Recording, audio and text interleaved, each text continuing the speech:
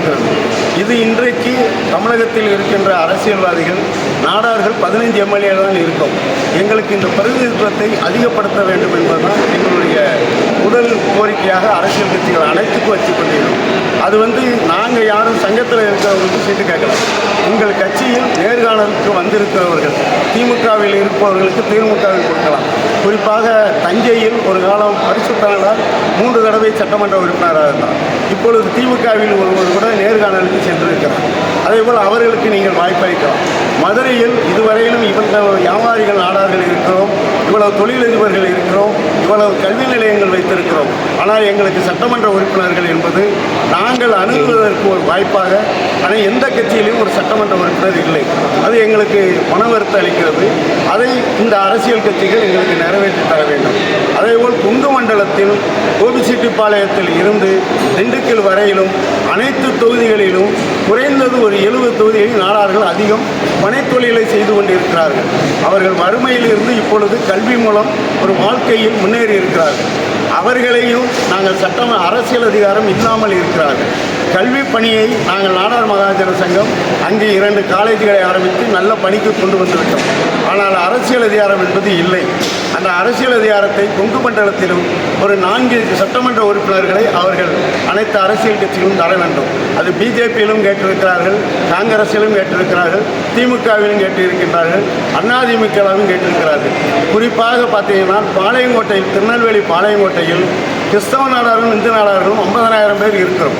அது தொடர்ந்து எங்கள் சமுதாயத்திற்கு இல்லாமல் இன்னொரு சமுதாயத்திற்கு அந்த சீட்டுகளை தந்து கொண்டிருக்கிறார்கள். இதை நீங்கள் மாற்ற வேண்டும் என்பது எங்களுடைய நாடார் மகாஜன சங்கத்தில் வந்திருந்த அத்தனை சங்கங்களுடைய கோரிக்கையாக வைத்திருக்கிறோம். இது இன்றைக்கு இருக்கின்ற அரசியல் களத்தில் இந்த சமுதாயத்தினுடைய தீர்மானமாக இன்றைக்கு நிறைவேற்றியிருக்கிறோம். அதற்கு அடுத்தாற்போல் தொடர்ந்து பல பணிகளை நாங்கள் உங்களிடம் கொடுத்திருக்கிறோம். இந்த பத்திரப்பதிவு அலுவலகங்களில் எங்களுக்கு தனிமையான ஒரு பெரிய பாதிப்பு. ஏன்னால் நாங்கள் ஒரு 300 பள்ளிக்கூடம் நடத்துகிறோம். அவை அத்தனையும் ஃபார்ம் 7 என்று இருக்கிறது. அவைகளெல்லாம் இன்றைக்கு பல பள்ளிகள் செயலிழந்து போய் கொண்டிருக்கிறது. அது செயலிழந்து போகாமல் இருக்க வேண்டுமென்றால் நாடார்களிடம் இருந்து அந்த பள்ளிகளுக்கு ஒரு பெரிய முக்கியத்துவத்தை கொடுக்க வேண்டும் என்பது எங்களுடைய நோக்கம். பத்திரப்பதிவுகளுக்கென்று எப்படி கோஆபரேட்டிவ் ஸ்டோரில் ஒரு தலைமையாக ஒரு அதிகாரியை போட்டு தேர்தல் நடத்தி கொடுக்கிறார்களோ, எப்படி தேர்தலுக்கென்று ஒரு தேர்தல் அதிகாரி வைக்கிறார்களோ, அதை போல இந்த கூட்டுறவு சொசைட்டி பொதுவாக 2 லட்சம் கூட்டுறவு சொசைட்டி இருக்குது தமிழ்நாடு முழுவதும். இவை அனைத்தும் ஆங்காங்கே கேஸில் இருந்து கோர்ட்டுகளில் இழுபறியில் இருக்கிறது. குறிப்பாக இன்றைக்கு நடிகர் சங்கம், இன்றைக்கு லாரி அசோசியேஷன் சங்கம், முட்டை அசோசியேஷன் சங்கம், அனைத்து ஜாதி சங்கங்களும் இந்த சூழ்நிலை இருக்கிறது. அதனால் தான் கோர்ட்டுக்கு செல்லுகின்ற பொழுது ஜட்ஜிகள் ஜாதியினுடைய பெயரை எடுங்கள் என்று தாராளமாக தீர்ப்பளிக்கிறார்கள். ஏன் உங்களுக்கு இதே வேலையா என்று. அதனால் அரசாங்கம் இதில் உடனடியாக தடையிட்டு இதுக்கும் ஒரு கமிஷனை போட்டு அவர்களே தேர்தல் நடத்தி கொடுத்து நியாயமானவர்கள் கையில் ஆட்சியை கொடுத்து விட்டு செல்லலாம் என்பது எங்களுடைய கோரிக்கையாக வைத்திருக்கிறோம். வருகிற தேர்தலில் யாருக்கு ஆதரவு தெரிவித்து சார்? நாங்கள் நிறையா, அதாவது 2 தான். 2 சட்டமன்ற 2 நாடார்கள் நின்னாங்கன்னா அதில் எங்கள் சமூகத்திற்கு வேலை செய்கின்ற நாடார்களுக்கு ஓட்டு கொடுத்துருவோம். ஒரு நாடார் எந்த கட்சியிலேருந்து எங்களுக்கு கேண்டிடேட் கொடுத்தாலும் அந்த நாடாருக்கு நாங்கள் எல்லாரையும் இறங்கி அது எந்த கட்சின்னு இல்லை அந்த கட்சிக்கு வாக்களிக்க சொல்ல போகிறோம். காரணம் ஒரு கட்சிக்குள்ளே போகாது. அதனால் இப்பொழுது தான் இந்த அரசியல் உரிமை கருத்தரங்குங்கிறது இப்போ தான் போட்டிருக்கோம். இது வரைக்கும் எஜுகேஷன் டெவலப்மெண்ட்டு இதுக்குள்ளே தான் போய்கிட்டு இருந்தோம். இப்போ தான் ஏன்னா எங்களுக்கு பாதிப்பு வருது. அரசியல் அதிகாரம் இல்லாதனால இவ்வளவு கல்வி நிலையங்கள் நடத்துகிறோம். நீங்கள் பார்த்தீங்கன்னா தென் தமிழகத்தில் கிறிஸ்தவ நாடார்கள் சிஎஸ்ஐயில் இருக்கிறவங்க ஆயிரக்கணக்கான பள்ளிக்கூடம் வச்சுருக்கோம். இந்து நாடார்கள் 500 பள்ளிக்கூடம் வச்சுருக்கோம். 30 காலேஜ் வச்சுருக்கோம். இவை அனைத்துக்கும் சேர்ந்து எங்களுக்கு ஒரு வாய்ப்பு கொடுக்கணும்னா நாங்கள் இன்னொரு அமைச்சரிடம் போய் இந்த கல்வி விஷயமாக கேட்கும்போது எங்களுக்கு அது சரியான ரிசல்ட் இல்லை. அப்போ நாங்கள் பொருளாதாரத்தை இழக்க வேண்டியிருக்கு.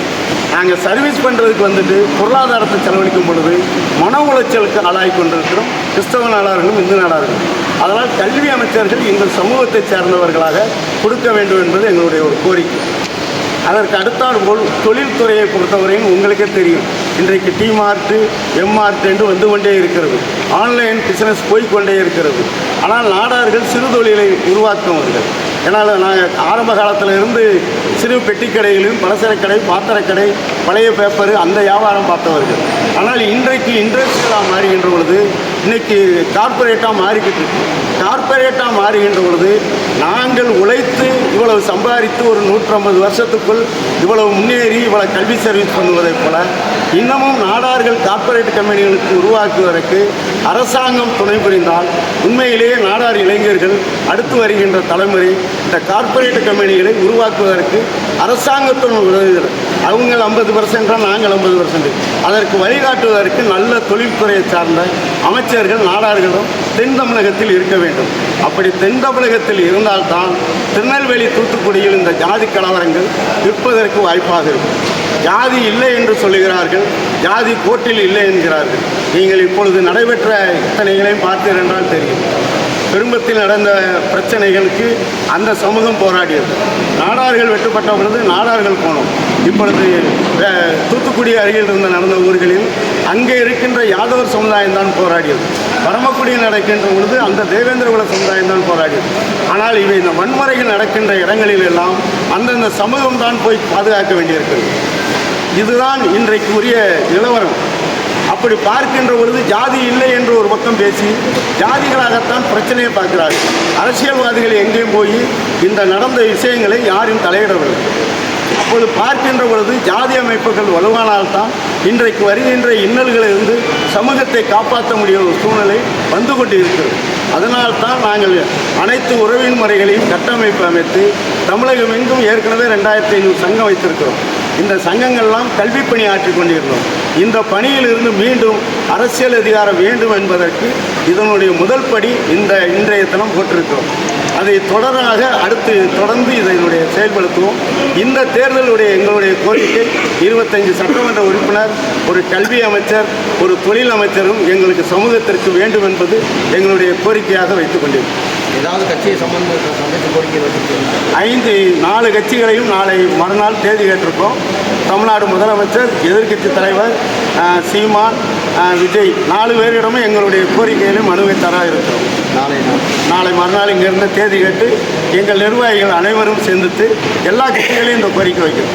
எந்த கட்சியில் எங்களுக்கு சீட்டு அதிகம் கொடுத்தீங்கன்னா ஒரு இடத்துல, இப்போ மதுரையில் ஒரே இடத்துல நின்றாங்கன்னா நாங்கள் எல்லோரும் ஒட்டுமொத்தமாக அந்த கேண்டிடேட்டுக்கு நடத்துவோம். விருப்பமெல்லாம் தாக்கல் கொடுத்துருக்காங்க. அந்த விருப்பம்னு அந்த கட்சியில் கொடுத்துருக்கிற நாடார்களுக்கு தான் கேட்கும்.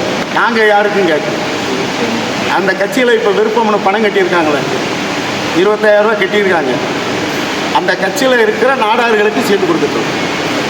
அவங்களுக்கு கொடுத்தா போதும். எங்களுக்கு கேட்கல. நாங்கள் சங்கங்களுக்குள்ள எம்எல்ஏ பதவியோ இதையும் கேட்கணும். அவங்க கட்சியில் இருக்கிற விசுவாசத்துக்களுக்கு தான் கொடுக்கணும். ஏன்னா இன்றைக்கி சின்ன கட்சிகளையே அவங்க சின்னத்தில் நிற்க சொல்கிறாங்க.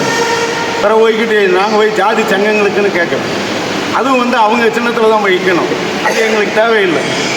எங்களை பொறுத்த வரைக்கும் அந்த இதில் சுயமரியாதை ஏற்கும். எங்கள் சமூகத்தை பொறுத்த வரைக்கும் சுயராஜ்யம் தேவையா சுயமரியாதை தேவையான்னு சொல்லும்போது எங்கள் சமூக முன்னோர்கள் சுயராஜ்யத்தை விட சுயமரியாதை தேவைன்னு சொன்ன சமுதாயம். அதனால தான் நாங்கள் திரும்பவும் சுயமரியாதையோடு வாழணும். அதுக்கு இன்றைக்கு எங்களுடைய இதை ஆரம்பித்தோம். கோரிக்கை நிறைவேற்றும் பட்சத்தில் சுயேட்சையாக இல்லை, அது இல்லை சார். அது இப்போ இல்லை.